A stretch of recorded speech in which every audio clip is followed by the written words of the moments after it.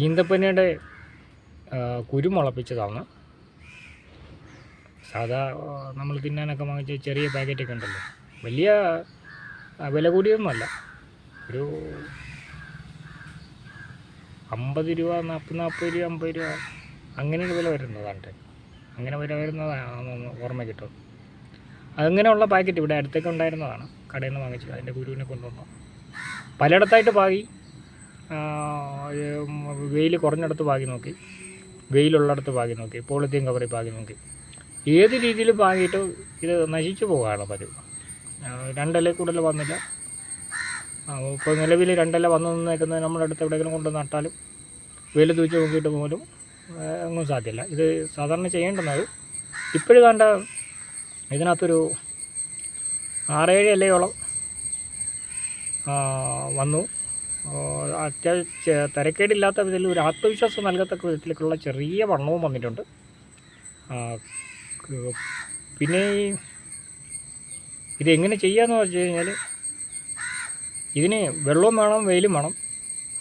എന്നാലും കേടാവുമെന്ന് വെച്ചാൽ എന്നാലും കേടാവും.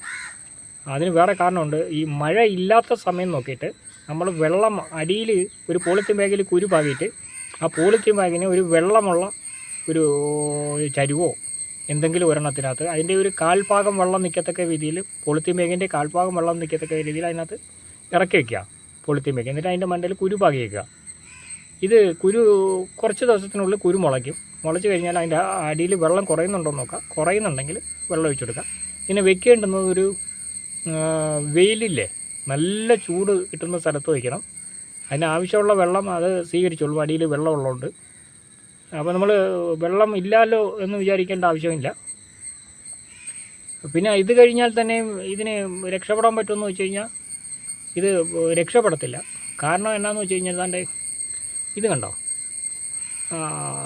മഴ പെയ്തു പോയാൽ, അല്ലെങ്കിൽ നമ്മൾ വെള്ളം ഒഴിക്കുമ്പോഴത്തേക്കോ, മഴ പെയ്തല്ലോ, വെള്ളം സാധാരണ നമ്മൾ ഇതിൻ്റെ ചുവട്ടിൽ ഒഴിക്കുന്നില്ല, ഇതിൻ്റെ അടിയിലാണ് ഒഴിക്കുന്നത്. അതുകൊണ്ട് അങ്ങനെ പ്രശ്നം വരുന്നില്ല. പക്ഷേ മഴ പെയ്തു കഴിഞ്ഞാൽ താണ്ടെ ഇതിൻ്റെ ഇലകളുടെ പുറകിലായിട്ട്, അല്ലെങ്കിൽ ഇലകളുടെ മുകളിലും പുറകിലുമൊക്കെ ആയിട്ട് മണ്ണ് തെറിക്കും.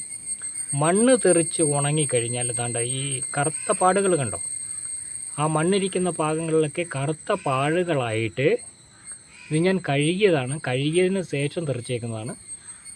കണ്ടോ, ഇത് മൊത്തവും ഈ പുതിയ ഇലയായിരുന്നാൽ പോലും ഇതിൻ്റെ ഇല കേടായി പോകും. മനസ്സിലാകുന്നുണ്ടോ?